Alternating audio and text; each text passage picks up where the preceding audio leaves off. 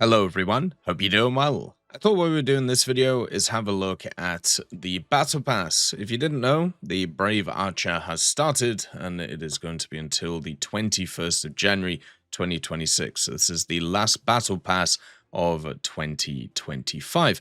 And in this video, I thought we would have a look at the Warbond shop, since that is kind of a fun key part of the Battle Pass, which at least for me, I always enjoy. So we have the other Warbond shop, which is available for 7 days. If you want to get anything from it, this would be an opportunity to do so. And then we obviously have the new one, which is good old 90 days. When it comes to the Battle Pass itself, my general opinion is it's quite nice. The only issue is if you don't play Italy, it's probably not going to be that interesting to you. And since the vast majority of people don't play Italy, we'll see how it goes. It'll be interesting to see also if Gaijin continues with these kind of themed battle passes in terms of nations. I don't think it's a great idea to do, but we will see how it goes forward. So let's get into the Warbond shop and see what is available. Basically, you have kind of the same setup as usual. You have access to all of the different things that are around the place. You have, of course, all of the interesting decals, which are over here. You have the other decal, which is available for this Warbond shop. This is the Sangamina pinup and is part of kind of the setup that we've seen. You also have all of the standard camouflages that are around the place, and also you have all of the talismans that are here too. So in terms of like the differences between them,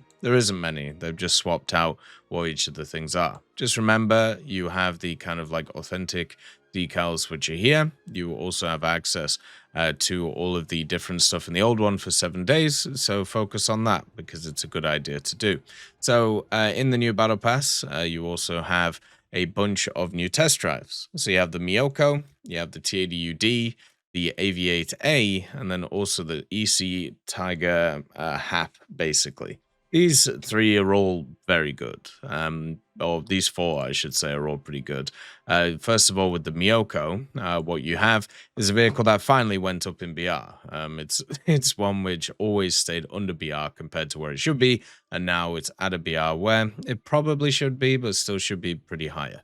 It's got a lot of guns on it, basically 5 sets of dual-mounted 2 or 3 millimeters.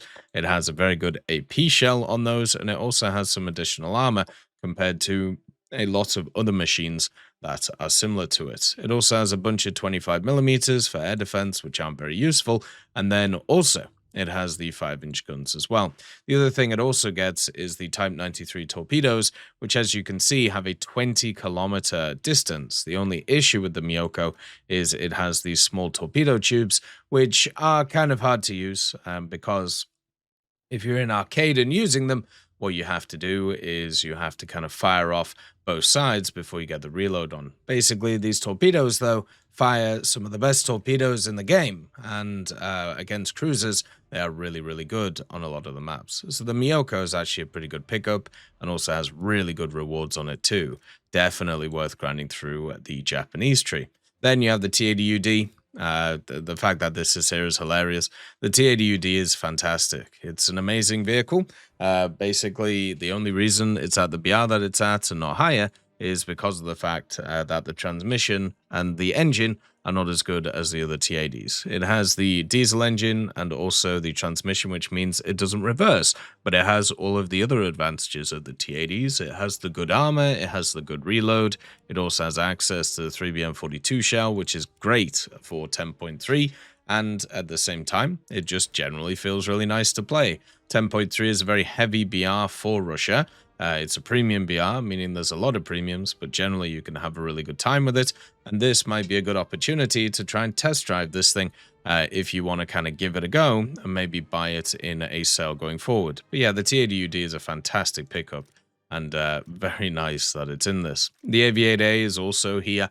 I haven't played the Harriers since they made that change to its flight model, but generally for me, Harriers have always just been missile buses. At 9.7, they have access to a bunch of really cool mechanics like the CCIP and RP for bombs and rockets, and also they get access to the missiles, the AIM-9Gs, and countermeasures. So you have good defenses. You also have access to good offenses in the AIM-9Gs, and whenever you face stuff which doesn't have countermeasures, they basically just instantly die, because these missiles are long range, they have a good booster, and also good overload. If you are able to fire from about 2 to 2.5 away, it's very hard for somebody to escape it. You also, in this vehicle, get ridiculous amounts of countermeasures, meaning that you can just use a ton of it, and then also in ground forces, you have access to rockets, you have access to bombs, you have access to a bunch of different stuff. But mainly, I would say, you basically use this as a missile bus, which can just kind of do a secondary role if you need it. So in air, it's pretty useful, but just understand it's not as maneuverable or fast as other vehicles you run into, and that can be a bit of a problem. Next vehicle is the EC-665 Tiger Hap. The Hap is okay. It's kind of one of those middling helicopters. Basically, you have a few categories of helicopters. You have like the starter ones, which if you have the missiles and you outrange the gun AAs, you're very good. You also have the top tier ones, which have all the fire and forget missiles, which basically are untouchable a lot of the time and very annoying to actually play against. And then you have stuff like the EC-665 Tiger Hap, which is kind of in the middle. It has access to okay weaponry. The Hot 3s have a 4.3 kilometer firing range, which is not good, and also they're not fire and forget, and you get also the Mistrals. You also get the Stingers if you feel like them, depending on what you decide is better. The Mistrals are generally better missiles than them. You can also rocket rush if you want to, with the Snebs, and it has all of the systems to kind of back it up, meaning that, you have access to all of the good old CCIPs and all of the good optics and everything.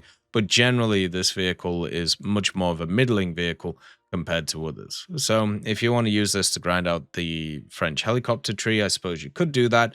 I just feel like you're not going to get a lot of kind of bang for your buck with it, which isn't really what you want. So out of these, if we're ranking them, I think when it comes to it, number one is going to be the T-80UD, then it's going to be the Miyoko, then the Harrier, and then also the Tiger Hap, just in terms of grinding and just in terms of getting all that stuff sorted. So for me, that's kind of how it's all taken up. So let's have a look at the premiums that are on offer, since they are also around the place and obviously ready to go. By the way, one thing I didn't mention before we get into the premiums, the camouflage box is back. So camouflage box is really good and generally always worth getting. So you can see all of these that I've got here. This is all from this camouflage box. Basically, I get it every time that it turns up, and it means that you can use different stuff on your vehicles. So make sure to get that. They kind of recycle it or circle it. So basically, it's only available every other Warbond shop. So it's always worth getting. And within basically a year, you'll have access to kind of a full set of bushes. Well, not a full set, but enough to cover most vehicles. So make sure to do that. Now, let's talk about the premiums that are on offer. We actually have some really cool ones this time, and a big improvement over what we've seen in the past. The first one is the Crusader the Saint.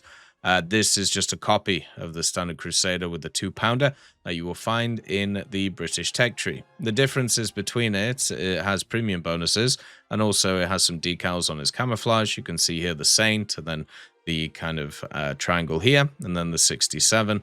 This is actually shared on all of the different vehicles, so you don't have to like plonk it on with different decals like you used to have to do with these types of vehicles. If you've never played a Crusader, they are fantastic vehicles. At rank 2, they have access to scouting, which is really nice.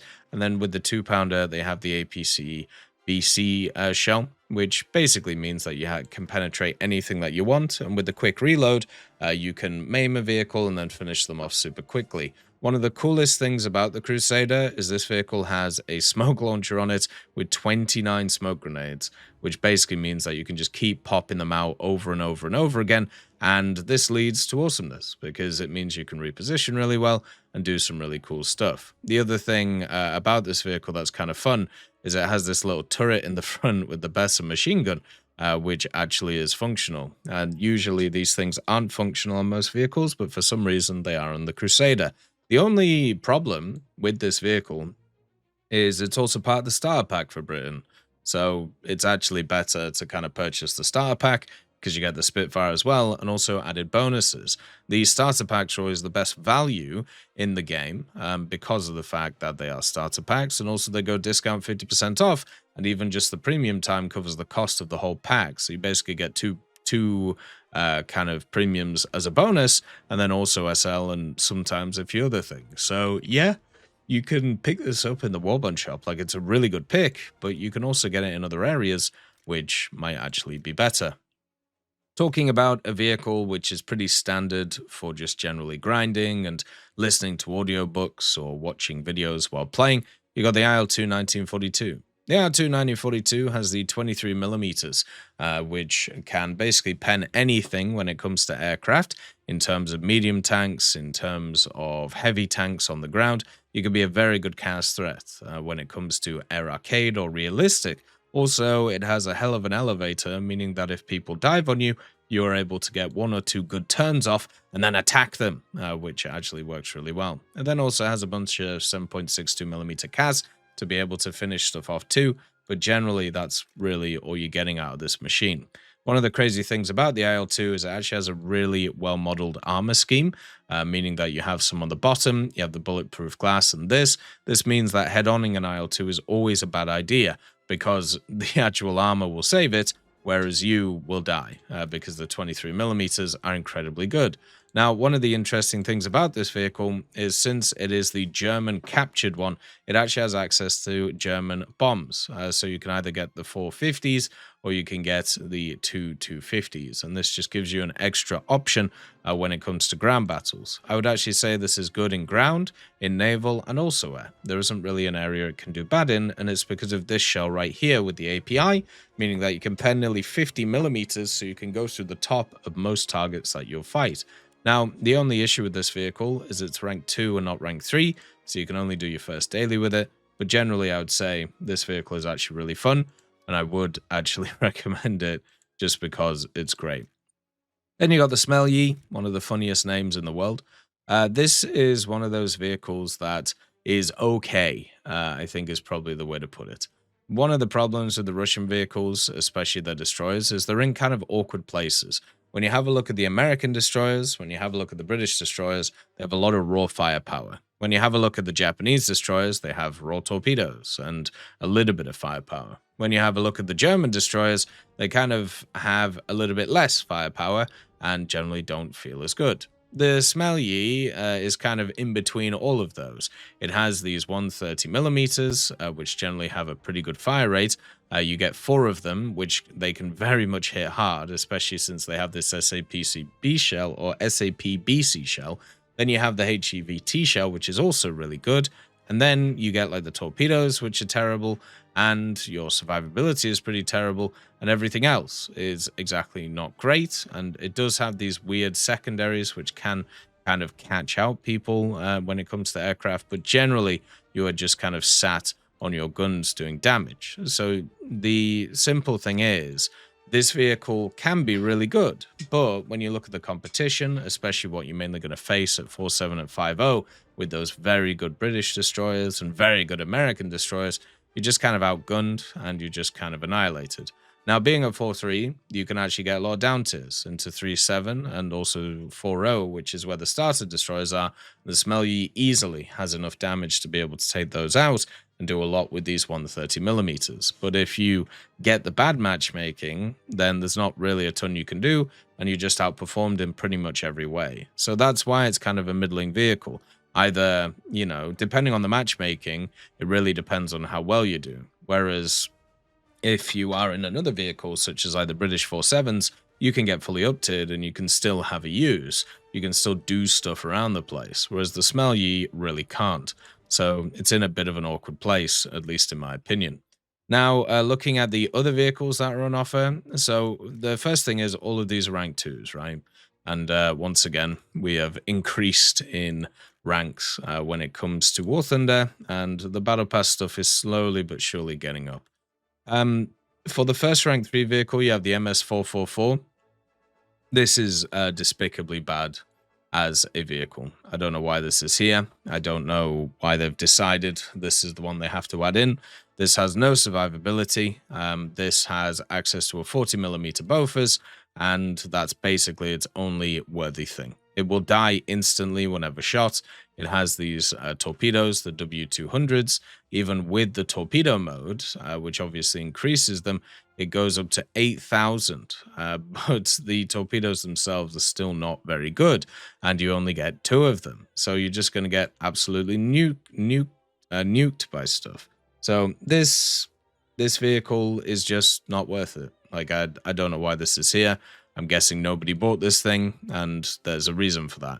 2.7 sees starter destroyers pretty relatively, and also a lot of other vehicles at 3.0 and 3.3 and even 2.7 are so much more better than this thing. Like, if you compare this to, I don't know, some of the British vehicles that exist at 2.3, like the Dark Aggressor, which has access to the 40mm, and then also 4 torpedoes, or you have the Fairmiles with the 40mm or the 57s, or even like these boys, like the Arrow, which is at the same BR, which is just fundamentally better than it. I just don't know what's going on. Why is this thing 2.7? So yeah, that's no good. The next one is the Chinook 2. I really like the Chinook 2. Okay, I really enjoy it. I think it's one of those vehicles I always kind of go back to in the Japanese tree, just because of the fact it has the big gun, the 75mm Type 2 Model 2, and then also it's at quite a favorable BR. If you don't know what the Chinook 2 is about, basically it has the firepower of a Cheeto and has the kind of chassis of an earlier model, maybe the Chi-He or one of the earlier ones. So it pretty much just has a lot of good firepower on a weak chassis. But it's still a medium tank, you know, it still is quite mobile. It's not as if like it's slow. It works very well for its BR with this transmission. And also the gun is just so fun to use. It has these 2 rounds, the Type 1 APHE with really good penetration and TNT equivalent. And then you have the Type 4, which has even more penetration, like 150mm of 4.3 can just slice through anything like butter. And it just makes it so much easier and so much nicer to play. Now, it doesn't have great kind of other factors. There's no smoke grenades on this thing. Its machine guns, they have improved them because they added this boy up here. But these machine guns are horrifically bad. These 7.7mm, they have tiny magazines and they hardly do anything. And also its survivability isn't very good. But for me, the Chinook 2 is just enjoyable because it just has a really enjoyable gun and its other factors are not bad enough to be able to hold it back. So a 4.3, it's a great premium to have. It's good to run with a bunch of different stuff. It's kind of in between BRs, which is a little bit annoying and always been a problem for it in terms of it, because it's just one step below the Cheeto and Cheeto Late. But nowadays, you know, you can run it with the M44, the Chaffee, the M42, the M19. You know, there's a little bit of a lineup there, a lot better than they used to be, but you can always run it as a secondary to these two too, if you want to get that kind of premium bonus. It does well at that BR as well, because it still has the same armament as them, which is very, very powerful. And then we have the XP50. How interesting, they nerfed this thing, and then they put it in the Warbond shop. Interesting, isn't it? So the the XP50 is still very good, by the way. It's still a fantastic vehicle. Let's not act as if this vehicle has just died on its head. The basic thing with the XP50 is the reason why it was used so much before. It got an air spawn and also has an insane rate of climb. So you could basically guarantee that you would be at very, very, very high altitude and therefore have an energy advantage over your enemy compared to, you know, what you would have in other aircraft. And this meant that you could control the battle really well and do really good with it.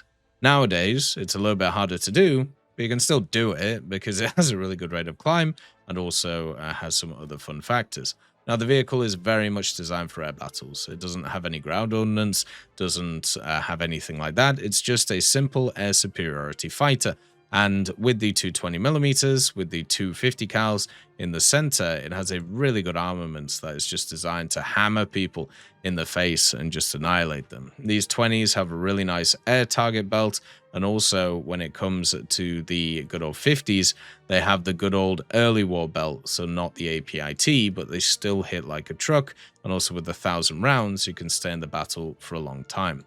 You can also see that this vehicle has a few different camos, which, you can get, which is kind of fun, especially if you want to get the standard olive green one. For me, I like the Pursuit Squadron one, which looks kind of fun. But generally, yeah, the XP50 did get nerfed, but it was also incredibly overpowered.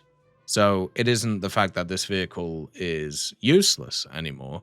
It's just the fact it's not as overpowered as it used to be. It's still very good in its role and what it's used for. And at rank 3, doing dailies, and also with this rewards, it just means that you have a really good kind of kickstart to your American tree, and you can also get used to the air modes with it.